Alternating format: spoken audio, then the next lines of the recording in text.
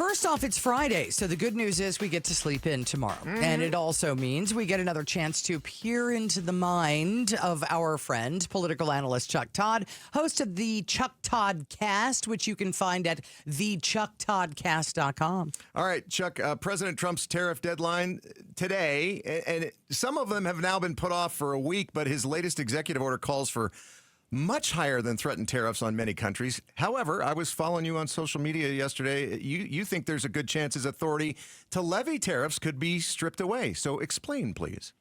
Well, look, he obviously has already had one ruling against him by the what was a lesser known court, literally a special court on this stuff.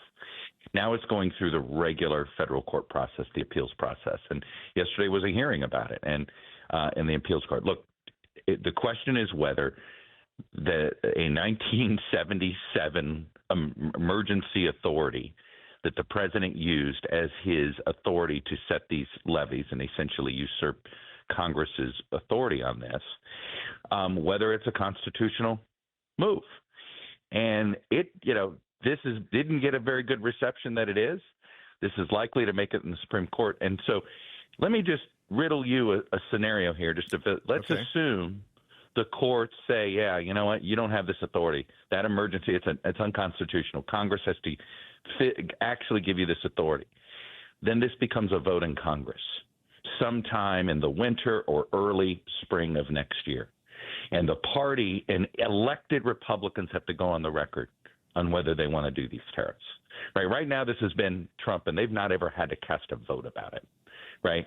It's a much different story. So this could really set up a fascinating political issue that's obviously intertwined with perceptions about the economy. The health of the economy at the time will matter. But I have a feeling he's going to lose this court fight, but then he's going to want this authority, and he's going to want Congress to give it to him. And then that becomes one of the tough votes going into the midterms in 26. We're a ways away from that. But I'm telling you, I think that's the most likely scenario we're looking at over the next 6 months.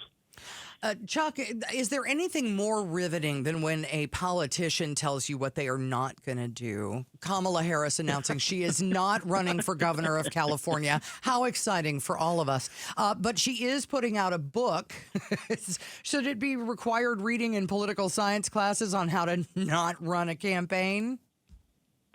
You know what? I'm going to wait to judge it. I will tell you this. One of the best books about a political campaign that I've read is Mitt Romney's that he did via McKay Coppin. So let's see how honest it is, right? Does she really let us in on what she's really thinking? Mitt Romney did.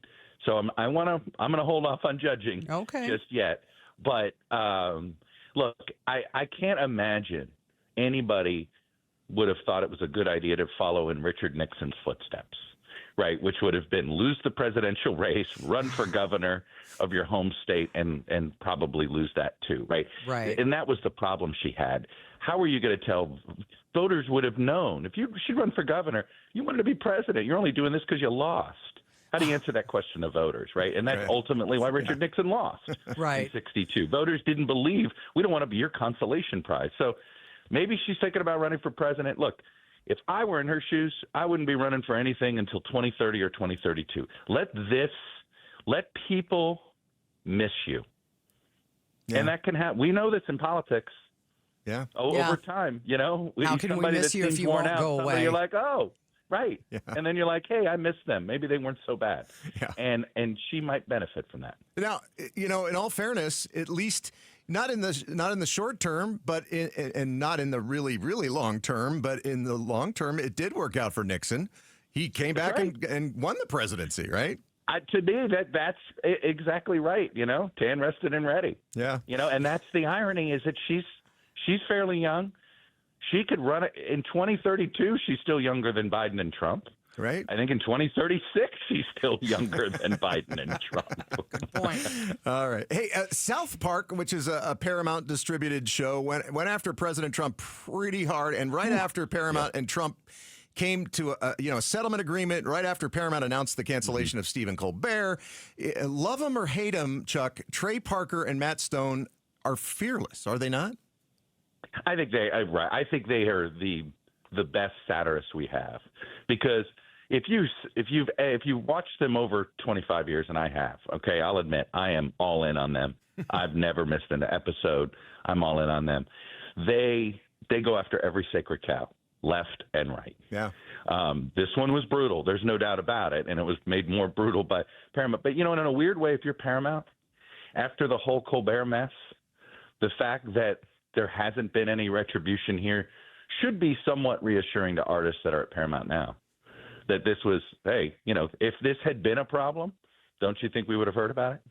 Yeah. That's true. Fair enough. That's true. All right, let's. They stood by him. So let's not condemn them for something they haven't done yet. Now let's talk about this Senate bill that bans individual stock trading by members of Congress, the president and the vice president. Is it going anywhere?